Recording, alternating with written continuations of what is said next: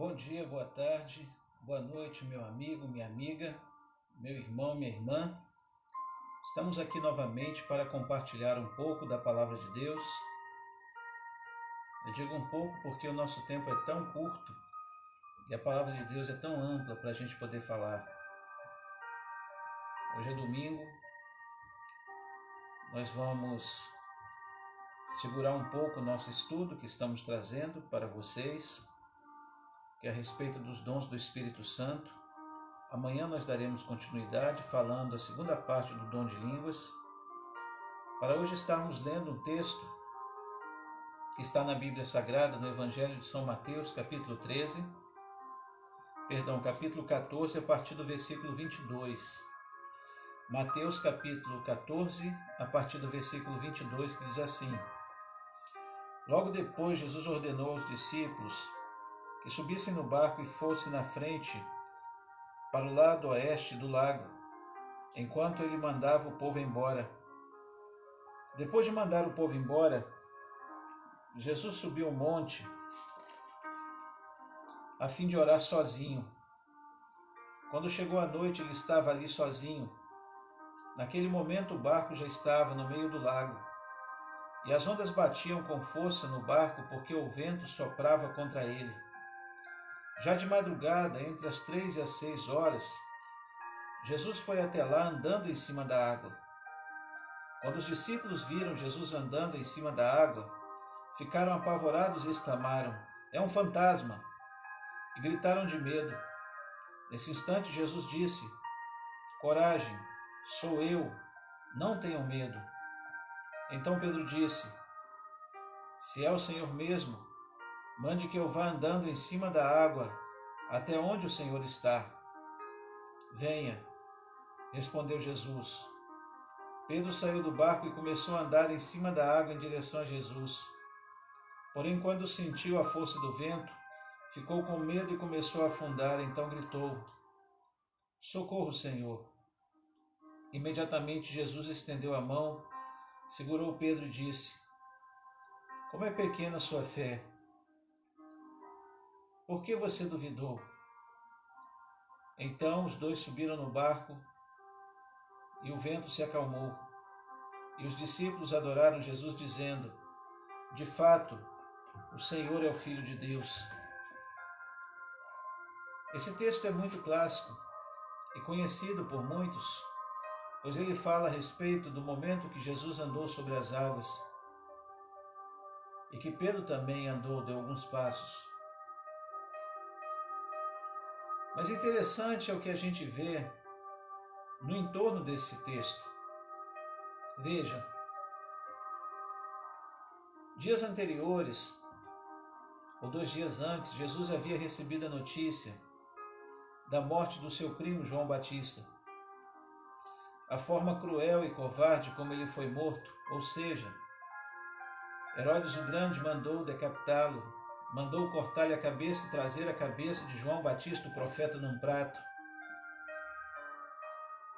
Jesus, quando ouviu essa notícia, ele subiu a um monte para orar e ficou ali sozinho durante aquela noite. No outro dia, ele desceu e havia uma multidão esperando. É onde nós vemos a multiplicação dos pães e dos peixes. E depois dessa multiplicação, Jesus novamente sobe ao monte e diz aos seus discípulos para eles irem se adiantando, atravessando o lago. Diga-se, não era um pequeno lago, alguns chegam a chamar esse lago ali na região de Mar da Galileia, por ser tão grande, por ser imenso e parecer realmente um mar. É como se Jesus quisesse buscar o Pai, pois ele, como homem também nessa terra, ele tinha o seu momento de dor. Ele precisava viver o seu momento de luto. Mesmo sabendo que havia tanta coisa a ser feita, mesmo sabendo que tinha que cuidar de tanta gente, Jesus vai para o monte orar e ali ele fica sozinho. É interessante a gente perceber nessa passagem que mesmo Jesus estando sempre sendo procurado por dezenas e centenas e até milhares de pessoas, havia momentos que ele estava só. Dificilmente alguém compreendia, por que não dizer, ninguém compreendia o que estava no coração de Jesus. E quantas vezes ele precisava ficar sozinho para orar ao Pai e dizer ao Pai aquilo que ele estava sentindo, porque as pessoas não compreendiam. Quantas vezes precisamos estar sozinhos, só nós com Deus, e dizer a Deus e abrir o coração para Ele, chorar diante de Deus, expor as nossas lágrimas, o nosso lamento, o nosso choro, como nós precisamos fazer isso às vezes. É certo que quando os discípulos foram atravessar o lago da Galileia, no meio daquele lago, do mar, um vento forte começou a soprar e as ondas começaram a agitar o barco. Eu não sei se você já esteve no meio do mar em uma pequena embarcação sendo agitada pelo vento, pelas ondas. Eu já pude viver essa triste situação e é apavorante, posso te dizer. Eu posso imaginar o que aqueles discípulos passaram, porque não haviam grandes navios naquela época, grandes embarcações, então os barcos realmente tinham um tamanho de pequeno a médio, e aquele barco começou a ser invadido por ondas, sacudido por ventos, e certamente aqueles homens sentiram a falta de Jesus com eles ali. Por volta de 3 até as 6 da madrugada, a Bíblia diz que Jesus foi andando sobre as águas. Sim, porque quando a nossa vida parece estar atordoada, parece estar no meio de uma tempestade, às vezes nós não percebemos que Jesus, de forma milagrosa, se aproxima e vem estar conosco. Aqueles homens no meio daquela tempestade, mesmo sendo pescadores, habituados com o mar, quando viram Jesus andando sobre as águas, não reconheceram Jesus. E às vezes estamos tão apavorados, tão tristes com tudo que vivemos, que não percebemos que Jesus está perto. À medida que Jesus foi caminhando ao encontro deles, eles chegaram a pensar que era um fantasma. Afinal de contas, nunca se ouviu falar em alguém andando sobre as águas, ainda mais no meio de um temporal. Jesus se aproximou deles, se identificou e disse: "Sou eu." Em seu ímpeto, Pedro disse: "Se és tu, deixa eu ir contigo." Jesus disse: "Venha." Pedro começou a dar os primeiros passos e afundou. E pediu socorro ao Senhor. Mais uma vez Jesus estendeu as mãos e lhe tirou do fundo do mar. E disse: "Pedro, lhe faltou fé. Lhe faltou fé." Quantas vezes falta-nos a fé? Quantas vezes a nossa fé é bem menor do que um grão de mostarda? Mas graças a Deus temos Jesus, que quando vê a nossa aflição, que quando vê que estamos afundando, estende as mãos para nos tirar do turbilhão de temporal que estamos envolvidos. Depois que Jesus entrou no barco, aquele mar se acalmou, as ondas, o vento cessou. Eu entendo que quando Jesus está conosco, no barco, na nossa casa, na nossa vida, o temporal se acalma.